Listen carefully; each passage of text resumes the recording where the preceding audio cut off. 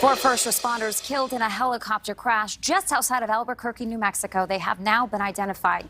Investigators say on Saturday the group was returning to Bernalillo after assisting with firefighters' efforts in northern New Mexico fires when it unexpectedly crashed right before. Now, the crash happened. Police say that the helicopter landed at the small airport several times to refuel to perform more bucket drops. The FAA and the NTSB are investigating the crash.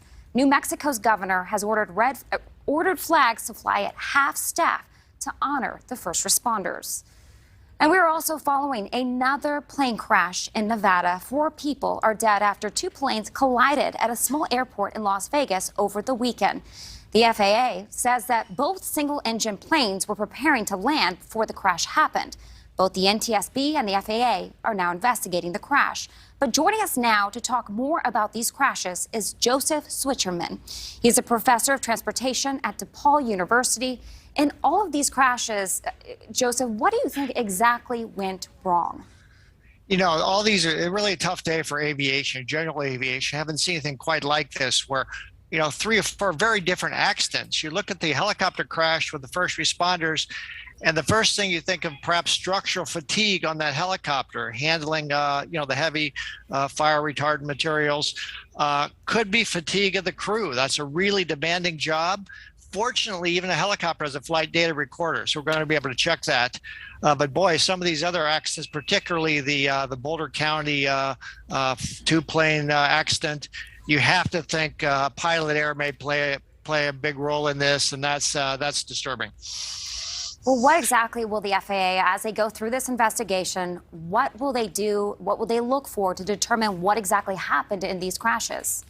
In helicopters, it's really a tough technology that every part needs to be replaced on a cycle because of just the vulnerability of a helicopter with even the slightest bit of wind turbulence or a collision. And you can see an accident so likely to go deadly on a helicopter, particularly a heavy one. And we're seeing, though, with private aviation, I think there's an effect a little bit like we're seeing on the highways, that people, pilots are not as familiar. They've been not flying for a while. There was a lot of planes grounded. So we're seeing probably some things in the air that suggest that safety is being cut, corners are being cut, and boy, it's been a bad summer for that. Well, kind of like you're saying, we're seeing these emergencies. It seems to be happening more and more. Is that the case? Are we just reporting them more, documenting them more? Well, it's hard to get good data after the pandemic because so few planes were flying at the time. We did see, though, that starting about 2018, we started to see fatalities go up. And I think the scary part is fatalities in urbanized areas, so a plane goes down. It doesn't just, of course, take the life of the crew. It can cause a devastating accident. And I think that's what these recent accidents have been so high profile, is they have other collateral damage.